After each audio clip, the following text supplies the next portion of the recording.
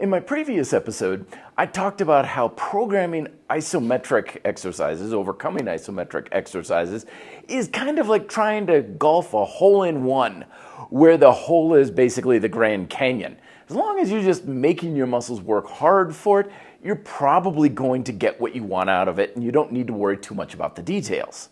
But with that said, sometimes you want to take some nuance to it, depending if you're using overcoming isometrics in conjunction with dynamic exercises. So today I'm going to share my 3 kick-butt strategies on how to get the most out of overcoming isometrics to enhance your dynamic training. So strategy number 1, this is using isometrics as a neuromuscular warm-up in preparation for dynamic training, and it's primarily what we use here in grind-style calisthenics during the tension phase. So basically what you do is you take the isometric exercise with the iso loop or an iso chain, and you just simply apply the isometric variant of what you're going to do dynamically beforehand. So if you're going to do push-ups or bench press, you have the strap chest press.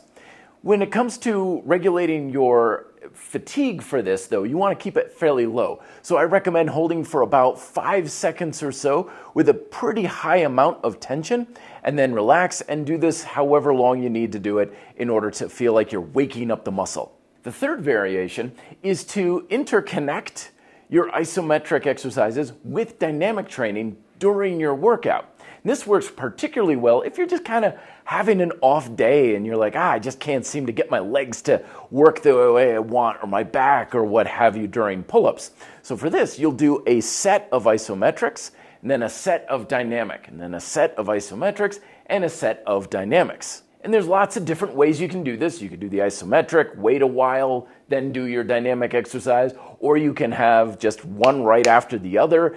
It depends on how long you're holding the isometric for fatigue and stuff. So don't think too much about how exactly this one works. Just kind of feel, again, like you're using the isometric as a way to get the muscles that you want to work better during the dynamic exercise to wake up. So then you're getting more out of the dynamic exercise when it comes time to do it.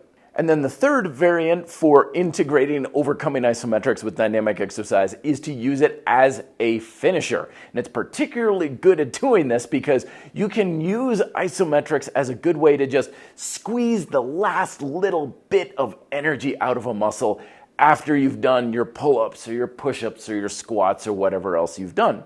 For this, you're going to want to go with high fatigue. So you're probably going to hold the isometric contraction for a longer period of time, like 20, 30 seconds or so, and you're just burning out the muscle.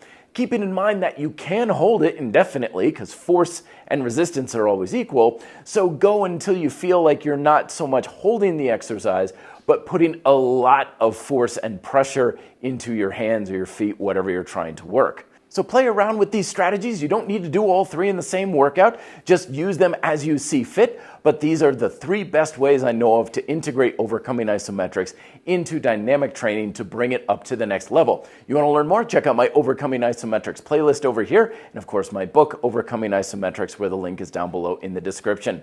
Thank you very much for watching. Be fit and live free.